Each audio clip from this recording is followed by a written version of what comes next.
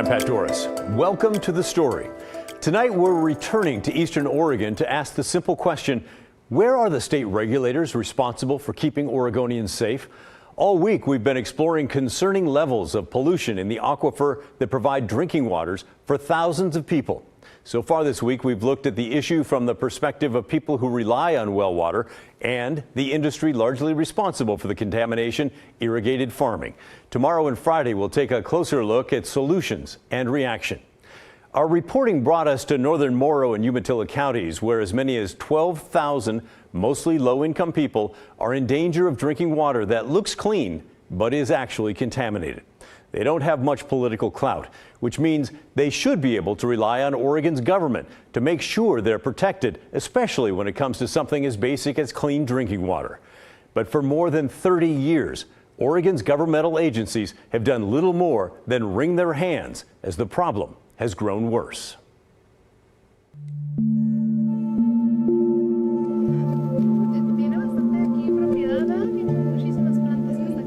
Outside the city of Boardman, Oregon, 3 hours east of Portland, Luz Barajas proudly picks fruit from her trees.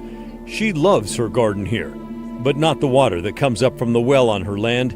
It is contaminated with nitrates. Nitrates are chemicals you can't see or smell, but in high concentrations, they're dangerous to humans and can cause multiple problems, including cancer. Luz does not drink the water from the well. She knows it's too dangerous. Her daughter-in-law, Ruth Lopez, lives nearby and also has a contaminated well. It's been that way for a long time in these parts. Y también te desilusionas porque dices, pues no, siempre lo mismo y lo mismo y lo mismo y no hay resultados. ¿O qué está pasando? ¿Verdad? Sí como te desanimas. They get discouraged because this is not a new discovery. The state of Oregon has known for at least 33 years that the aquifer under this ground is contaminated with dangerous levels of nitrates. Think about that, 33 years. And yet no agency, not the EPA or DEQ or any other number of agencies involved, have taken forceful action that changed the numbers. There have been a lot of meetings and lots of reports, but no meaningful change in the level of pollution. She will go out and around, bring them back. Jim Doherty is a rancher in Morrow County. There she goes. He has working farm dogs and 750 head of cattle. He's also one of the few politicians in this area who publicly sounded the alarm over the polluted aquifer. I knew it was time that somebody stood up. Somebody had to stand up. I said, as a politician, right, you're always faced with the challenge, right? Is this the hill you're willing to die on? And when I looked at this, I said, this is literally the hill as a politician that I'm willing to die on, that others don't have to. Doherty chaired the Morrow County Commission in 2022. He declared a countywide state of emergency after tests found dangerous levels of nitrates in wells that were previously deemed safe. At that point in time, I knew we had a colossal challenge. A challenge known to the state and growing for decades. Back in 1989, the state of Oregon passed the Oregon Groundwater Quality Protection Act. The very next year, in 1990, samples showed nitrate levels above 10 milligrams per liter in the groundwater in northern Morrow and Umatilla counties. The EPA says readings above 10 milligrams is dangerous.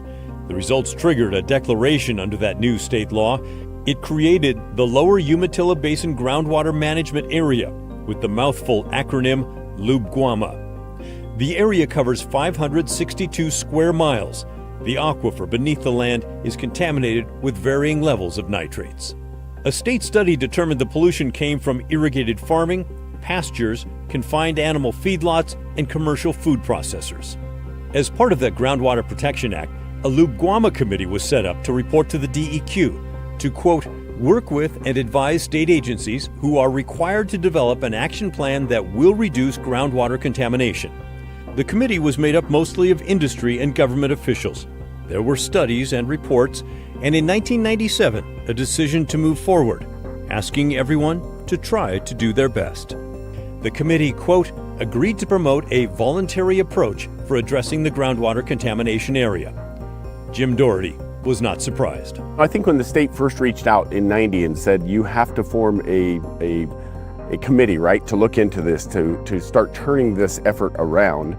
It was made up of 100% of folks that were invested in the riches that it was bringing, right? And it was the fox guarding the hen house, if I might. And they were just kicking the can down the road. There would be no mandatory changes to any practices. No changes for farmers whose fertilizer can contribute nitrates to the groundwater. No significant changes for the 13 confined feedlot operators that spread manure with nitrates as fertilizer on their fields. No significant changes for food processors that each year collectively spread billions of gallons of wastewater on farm fields, much of it contaminated with nitrates. And so, as you might expect, industry kept doing what it had always done. Outreach programs were created to warn people with wells, and there were suggestions for industries on best practices, but no one suggests cutting back on the industries themselves. And a chronically weak and underfunded Department of Environmental Quality would do little more than watch. DEQ first identified the problem over 30 years ago now, and it has gotten continuously worse since then. Mitch Wolgamott retired as the interim administrator for the eastern region of the DEQ. He was also part of the Lubguama Committee around the year 2000. I learned early on when I got involved in this that the committee that DEQ set up, a groundwater management area committee, who was charged with coming up with some solutions. It frankly was dominated by food processors and irrigators. So it was kind of the chicken garden to hen house kind of a deal. They weren't looking for the solutions that were really going to be a solution. That's the way I would put it. And I learned quite early that they weren't real interested in having a lot of publicity. So people didn't know what was going on. And even though the government knew and the processors and farmers themselves knew, they didn't really have much incentive to fix it because nobody was complaining. Wolgamott said over the years he alerted lawmakers and suggested mandatory restrictions for industry might be needed, but nothing was done, and eventually he retired. Starting in 2000, the DEQ Water Quality Division put out 9 annual reports updating various efforts to educate the public and to urge best practices for industry. The report also documents that the pollution of the aquifer continued to get worse. And while that was going on, the Port of Morrow was revealing how weak the DEQ enforcement was by repeatedly violating its wastewater permit, which is designed to protect the aquifer. The port collects wastewater from food processors and other companies connected to its land. Some of that wastewater is contaminated with nitrates. The port has more water than it can handle, so it's pumped out to farm fields, some owned by the port, others owned by farmers, as far as 16 miles away. According to DEQ records, the port has violated its permit more than 2,000 times from 2007 until 2022.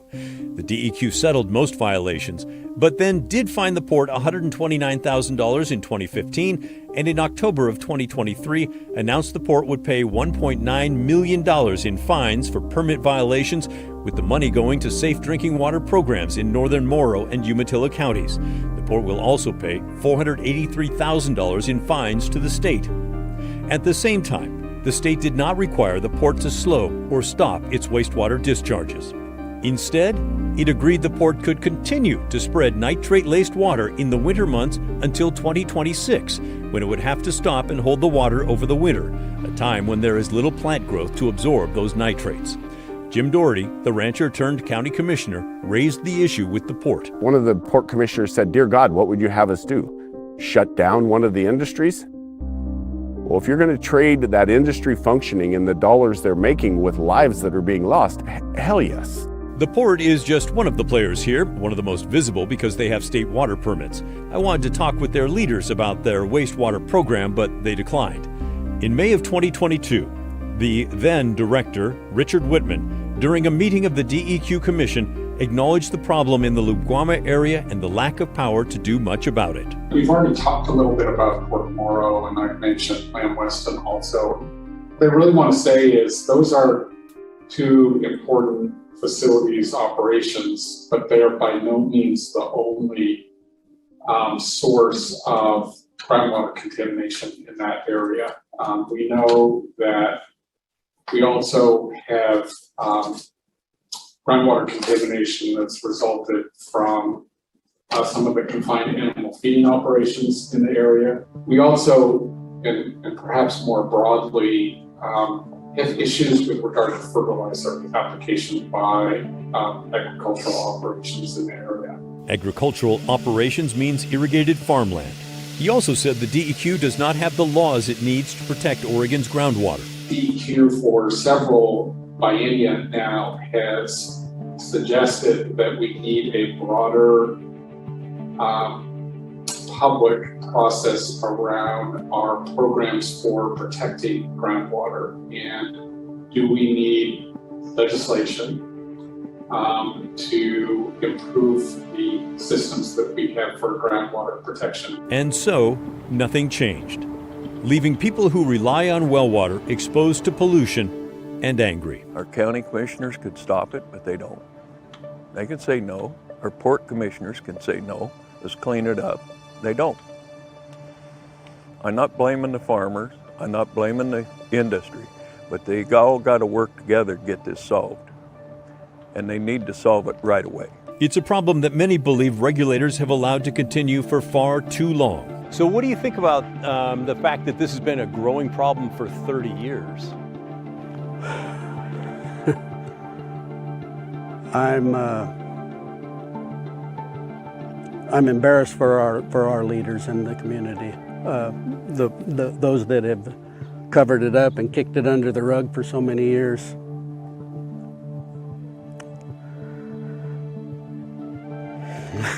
I don't even know where to go with that one, but Mitch Wogamot has watched the lack of progress since his retirement from the DEQ. And does it also help that it's low-income Spanish-speaking folks that are mostly impacted? Oh, absolutely, that's a factor. That's too bad. The people with the least voice tend to be the low-income and Hispanic folks. Farmer Jake Madison, a member of the current Lubguama Committee, disagrees. But has it taken so long because there wasn't much publicity, or there was confusion, or was there a piece of it because it's mostly poor Hispanic folks that are using these wells, or? I wouldn't say that that's the case. I would say that the confusion is who has the power to do anything about it. I mean, at the end of the day, I mean, which regulatory agency is in charge, which county's in charge. Despite the questions, one fact is undeniable. After all this time, the problem is not better. It's worse.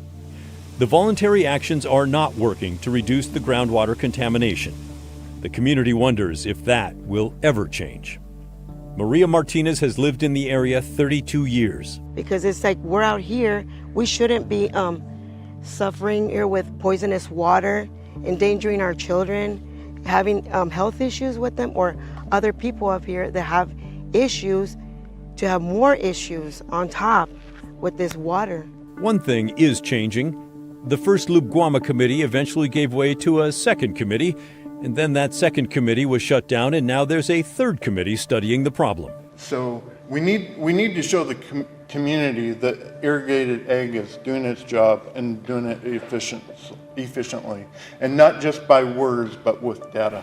In August of 2023, the third Lubguama committee gathered in Boardman for a work session that included presentations from leaders in the Department of Agriculture and complicated diagrams of how various agencies were involved in the issue.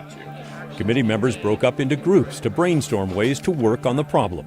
We have our groundwater database that doesn't talk to DEQ's groundwater database. It doesn't talk to what OHA is doing or what the counties are doing. It was almost as if the contamination in northern Morrow and Umatilla counties had just been discovered. In 2020, a coalition of environmental groups frustrated by that lack of progress asked the Environmental Protection Agency, the EPA, to step in and use its federal powers to take emergency actions. So far, the EPA has not done that. The EPA did send a series of strongly worded letters to state regulators. They told the state to force those who are the sources of the nitrate pollution to change practices and cut the amount of nitrate they put into the groundwater. That also, for the most part, has not happened. The agency warned that if the state of Oregon failed to take action against the sources of pollution, the EPA would do it themselves. That has not happened. In the 33 years since the state first became aware of the nitrate contamination in the Lower Umatilla Basin, the only change involving the pollution is that it's steadily getting worse. So what's going through your mind after that report? I know it's a lot to digest at once, but gather your thoughts and send them our way, will you? You can email us. The address is thestory@kgw.com, or call and leave a voicemail, 503-226-5090. Lots of you have been doing that, and I look forward to hearing from more of you. And as you think about what you're going to send us in regards to tonight's segment, let's take a look at a few comments that we received after last night's story that focuses on the sources of the groundwater pollution. A viewer named Jeffrey told us he grew up in Umatilla County and wrote, "The news is extremely saddening, worrying, and infuriating, for I realize that here on the west side of the Cascades, unless one is originally from eastern Oregon or has family there, none care. None will write our legislature to pressure the governor to enact laws to help protect this aquifer, as well as the residents that live there." First of all, I want to thank you for paying attention to Eastern Oregon. It's certainly about time. Second, yes, I believe the state must get involved and not turn their back on citizens who are sick and some are dying. Surely we have the knowledge in this state. I'm thinking about our universities, our medical school. There's got to be a solution out there. Thanks for that, Susan. Christy wrote in to us to say, "Good luck. I'm from Eastern Oregon. Any form of government or any other entity will never be welcome there, but they will scream that Oregon legislation ignores them. You cannot win." Excellent journalism. I'd like to think it will wake up those who need to change their practices. Likely not. And how about this from a viewer named PS? "They polluted their drinking water, blame the state, then want the taxpayer to fix the problem. The polluters should pay, not the people of Portland. Every time I hear about rural values, this is what I think of.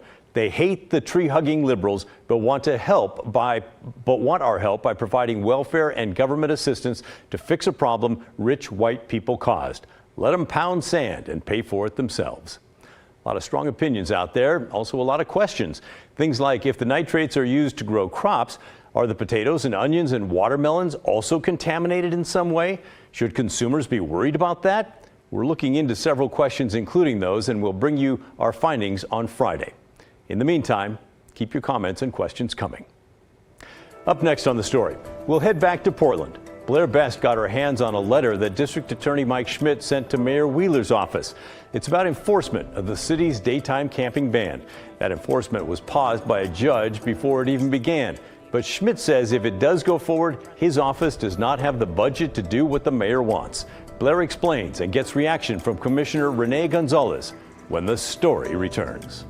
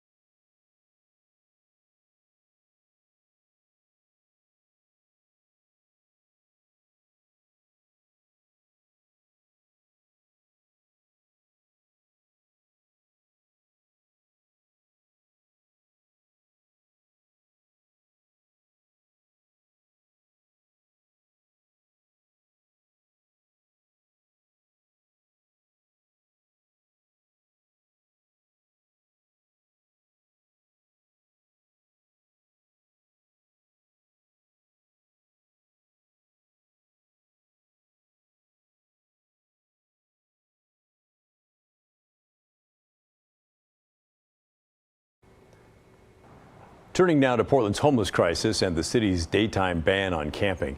Enforcement of the ban was blocked by a judge last week before it was set to begin, which was this past Monday. But now we're learning about some behind-the-scenes issues when it comes to enforcing the ban at all, if it is ever allowed to happen. Multnomah County District Attorney Mike Schmidt a few weeks ago raised several concerns before the judge's pause, despite having months before now to air those concerns and iron them out. Blair Best reports. In a letter obtained by KGW sent to Portland Mayor Ted Wheeler earlier this month, Multnomah County District Attorney Mike Schmidt outlined his concerns with Portland's daytime ban on homeless camping. The ban itself has been somewhat of a never-ending saga, leaving Portlanders confused over how it would be enforced. If a homeless person violates the ban 3 times, they could face fines or jail time. And that's the crux of Schmidt's letter. Schmidt was unable to talk with KGW on camera, but writes the ban requires Portland police officers give his office lots of documentation when someone violates the ban to prove they warned the homeless person 3 separate times. Officers must also include contact information for a witness who was with them at the time and can prove shelter space was in fact available and that the homeless person declined that offer. If any piece of this is not included, police would have to redo it. If 3 different officers interact with that person, if each person doesn't know what each person said, you could end up with a prosecutorial problem. Sergeant Aaron Schmautz is the president of the Portland Police Association. I hear the concern about how do we document contacting people 3 times, how do we ensure that we have good evidence to prosecute cases. Portlanders are looking for solutions. Schmidt's letter goes on to say the district attorney's office is not a service provider. The mayor is asking them to come up with alternative sentences, like connecting people with drug treatment or mental health services. Schmidt writes his office doesn't have the budget for that. What's so frustrating is people are asking the electeds to do something, and they're trying to come up with a way to abate a problem, but also be benevolent. It's very difficult. Mayor Ted Wheeler's office did not respond to our request for comment. On Wednesday, we showed the letter to Commissioner Renee Gonzalez. It's awfully late, it really is. We could have gotten that a couple months ago, frankly. I get the burden that's on the DA. We're all struggling with this, but that shouldn't stop us. We should continue to push forward on how we connect the dots between criminal justice and behavioral health. In another last-minute hurdle, a Multnomah County judge blocked the ban from going into effect late last week, arguing its constitutionality. We did our best, and it's profoundly disappointing that she stops us in our tracks with a 1-page decision with 0 explanation. The city has asked the judge for a more detailed reason why. But right now we're floating in the wind because there's 0 guidance from the judge that stops us from enforcing this. All right, the next step for the city here is waiting for that detailed explanation from the judge, and from there they can either file an appeal or rework parts of this ordinance. Meanwhile, we're told talks are still ongoing between city and police to make sure officers have what they need to enforce this ban. Blair Best, KGW News.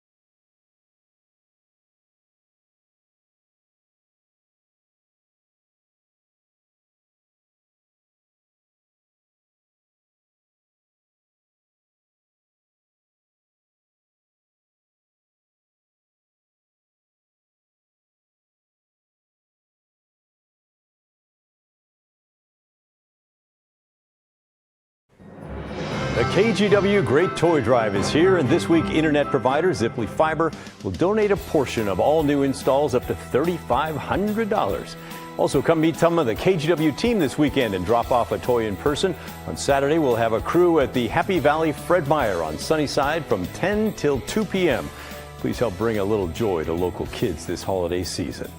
That's the end of our show. Thanks so much for watching. And remember, the story, our collective story, that never ends. The good stuff's coming your way next. And be sure to tune in tomorrow for part 4 of my Eastern Oregon Water series, where we will take a look at what is actually being done now to help people with tainted water and why many believe it still falls woefully short.